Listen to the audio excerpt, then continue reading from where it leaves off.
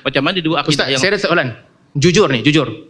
Cerita Ibn Tumat disebut dalam Syiarul A'lam Nubala. Disebut dalam Al-Bidayah wa Nihayah. Disebut dalam Tarikh Dimash oleh Ibn Qalansi. Disebut dalam Tarikh Al-Mahdi. Ustaz baca ke tidak ni? Okey. So, saya jujur ni, jujur nak tahu. Ustaz baca ke tidak ni? Sebahagian yang saya baca ni saya nak tanya Ustaz baca salah satu macam Ustaz sama pernah sebut. Saya nak tanya jujur ni Ustaz. Sebab Ustaz cakap menampakkan Ustaz faham. Ustaz baca ke tidak salah satu di antara buku-buku ini keseluruhan bab Ibn Tumat start sampai habis, sama ada Al-Bidayah wa Nihayah ataupun Syiarul A'lam Nubala ataupun Tarikh Dimash ataupun Akhbar Mahdi. Baca atau tidak? Okey. Kalau saya tak baca, apa kena? Saya tak nak tahu, jujur ni, jujur. Tak nak jawab kata tak nak jawab. Baca ke tidak? Okey. Katalah saya tidak baca. Saya tak nak tahu baca. Okey, saya jawab saya tak baca. Okey. Tapi fakta yang saya ada adakah salah? Fakta tu salah. Saya tak boleh argue dengan orang yang tak baca. Kerana ini fakta tak, saya tak boleh argue dengan orang yang tak baca. Ini fakta daripada sumber yang lain. Saya tak boleh argue dengan orang yang tak tahu keseluruhan story. Okey, itu saya dah dapat jawapan berkaitan dengan itu. Soalan seterusnya. Itu hak Ustaz Salman lah untuk menyimpulkan. Macam mana saya nak argue dengan orang yang tak baca langsung? Dia ambil quotation saja. Dia tak tahu ada beberapa peperangan, ada 9 peperangan yang disebut dalam Akhbar Mahdi. Tak tahu macam mana saya nak argue?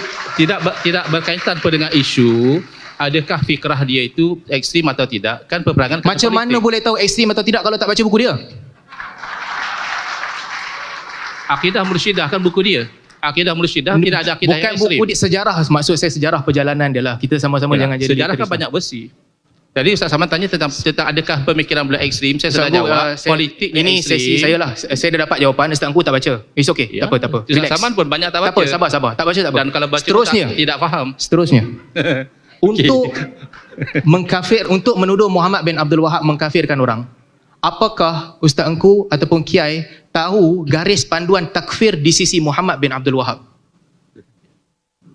Garis panduan yang dimaksudkan adalah yang digunakan oleh Muhammad bin Abdul Wahab di dalam mengkafirkan orang.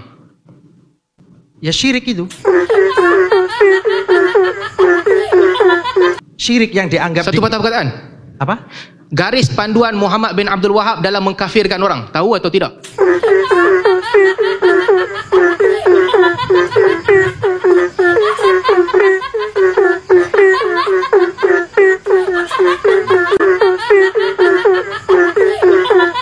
Zawabit Syekh Muhammad bin Abdul Wahab adalah salah satunya menuduh, salah satunya saya lupa, saya tidak baca semua. Saya baca cuman lupa.